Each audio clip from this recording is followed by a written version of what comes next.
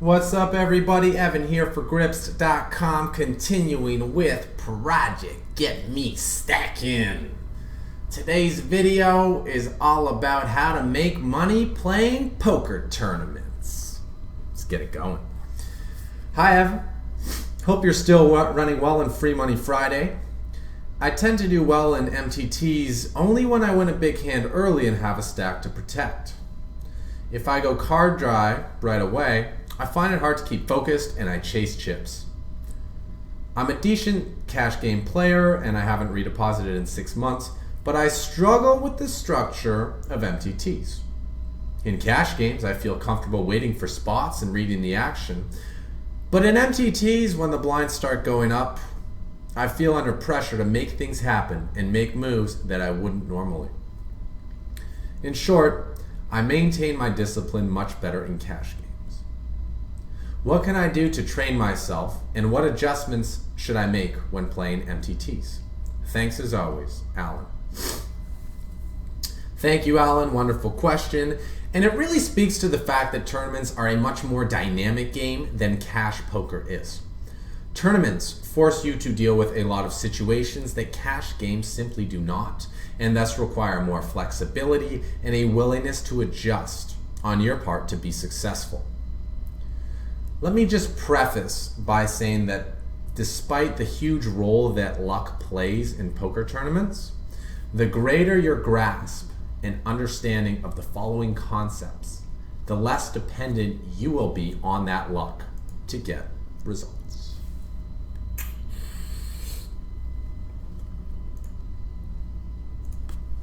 So the main difference between tournaments and cash games is, well, one, that you can't reload, but more importantly, that the blinds go up in tournaments so people's stacks get shallower, and that in the end, all but one player will be eliminated. So yes, the most likely result when you register for a poker tournament is that at some point you will bust out. You are going to lose. You are probably going to lose all your chips. Can't believe Grips is saying that. It sounds so dark. Yeah, it's a scary reality. A very uncomfortable one indeed. Especially coming from cash games where you are going to get stacked way less often. Maybe close to never if playing super deep stacked live cash. And where you can incorporate a very patient style if you want to, because there are no antes, stacks are very deep, and thus there is less pressure to go after pots. But if you understand that busting out's just part of the game, and you know how to work with that and work around it, you can do well in poker tournaments. You obviously need to have a solid understanding of the game of poker to be a winner, but going beyond that, I think that to be successful in tournaments requires a few unique key skills. They are as follows. Number 1, a big picture view of the game. Number 2, an ability to play various stack sizes. And number 3, to understand the effects of the payout structure. Let's dive into these concepts a little bit more. To begin with, you really have to take a macroscopic view when it comes to tournament poker, or you're going to get so frustrated you're just going to want to bang your head into a wall repeatedly because you have to lose so often. Good players cash, on average, between 10 and 20% of the time in large field poker tournaments.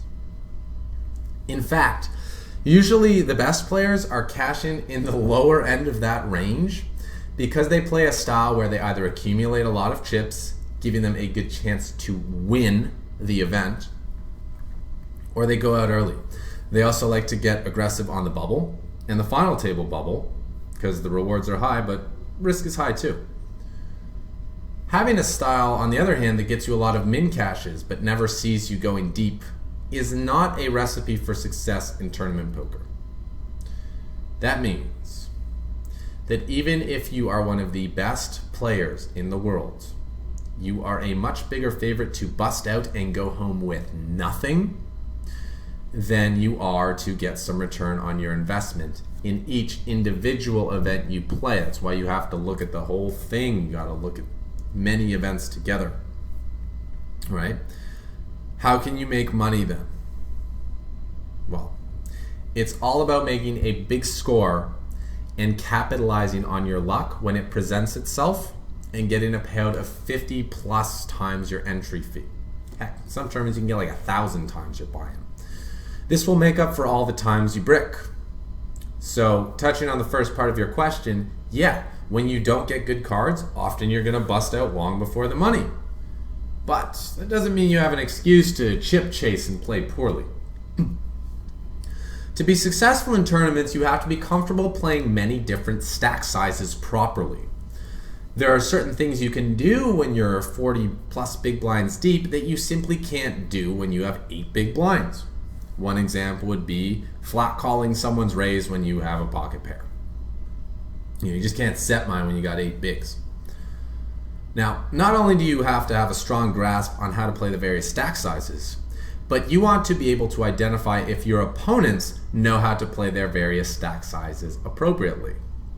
And the more you know, the more you will know what to look for. Now, since I've already covered this very much in depth in my multi-table tournament strategy guide, I would encourage you to take a look at that for more information, specifically parts 5 and 6, which cover the arsenal of weapons at various stack sizes.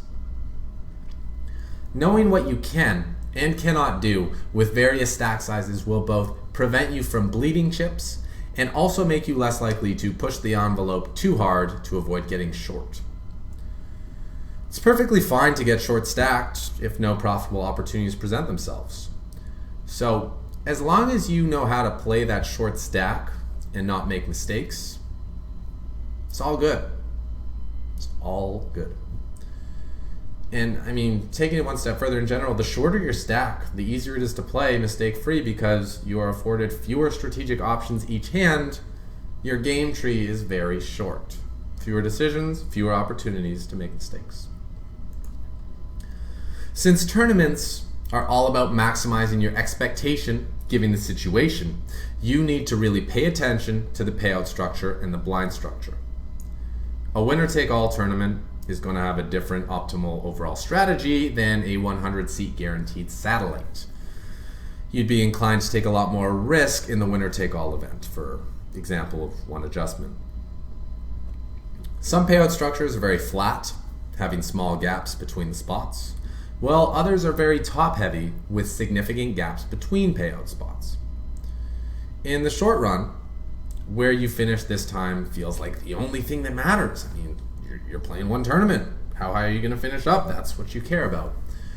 But in the long run, how often you are likely to finish in the various payout spots will determine your long-term profitability, and your overall strategy should reflect that. The amount of risk you want to take on should be reflective of the way the payouts are organized. Do you want to play a risk-inclined strategy, or perhaps you want to incorporate a risk-averse strategy? And at what stages of the tournament should you change gears, if ever? These are all the fine little details that are a little too intricate for me to cover in a 15-minute Get Me Stackin'. So again, I cover a lot of this in my multi-table tournament strategy guide series. So if you want more information on this topic, go check it out. The link will be posted below in the video description. I feel like I've been saying this all week, but listen, you have to acknowledge that it's okay to lose, especially when that's what's going to be happening the majority of the time. There's no secret strategy or secret move I can give you that's going to see you cash in like 50% of your tournaments, unless maybe you're playing heads up sit and goes. It's just not how multi-table tournaments work. The important thing is to adjust to your stack size as soon as you get it. If you get a big double up, immediately assess what you can do with your newfound chips and if there are any opportunities to leverage your opponents. If you take a beat and get short, identify where your good spots to go all in will be to get back in the game and what hands you can profitably do that with. And whatever you do, don't let your ego get involved and try to chase after other players who got the better of you. You don't want to punt stacks by making bad all-in pushes. But it's equally bad to spew off chips by being reckless when you have a big stack. So respect your stack size. Accept that the majority of the time when you play a tournament, you will not win. But create a strategy that will allow you to capitalize on your spells of good luck and maximize your overall earnings in multi-table tournaments. Remember, one big score can wipe out 50 failed attempts, sometimes even 500 failed attempts. And if you're doing the right things, eventually variance will balance out and reward you for your good decision making. Oh hey, it's me again. So, Alan, that's it. I think tournaments are super fun, but they definitely require a much greater willingness to gamble, in my opinion, than cash games do. And if you're new to poker and you're trying to practice that good bankroll management, you really don't want to have to make another deposit, maybe don't start with the multi-table tournaments because they are a very volatile beast. You can blow your roll up real fast, but you're also going to have a lot of downward motion before that big upswing comes. Okay. Like I said, there's a potential for big money. There's the shot at glory as well, certainly. But if you're not willing to gamble, if you're not willing to take big risks, then chances are that the big pain spots are always going to elude you. At best, you're going to finish like 7th. More often, something like 12th.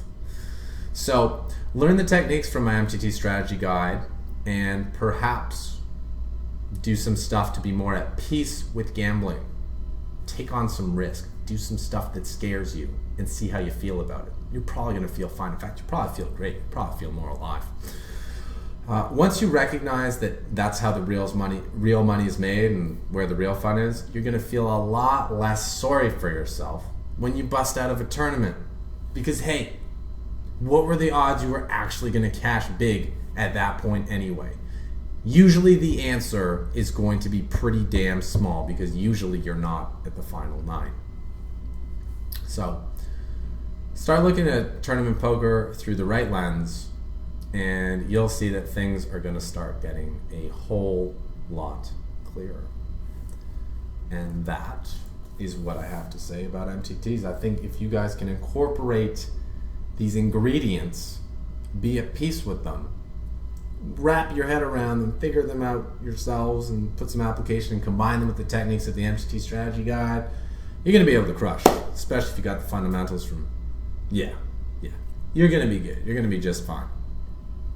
Anyway, if you have questions for Project Get Me Stackin', please send them on over to evan@gripst.com with the subject line, Get Me Stackin'. I hope you found this video insightful and informative. And until next time, this has been Evan for Gripst.com saying peace, patience, and progress.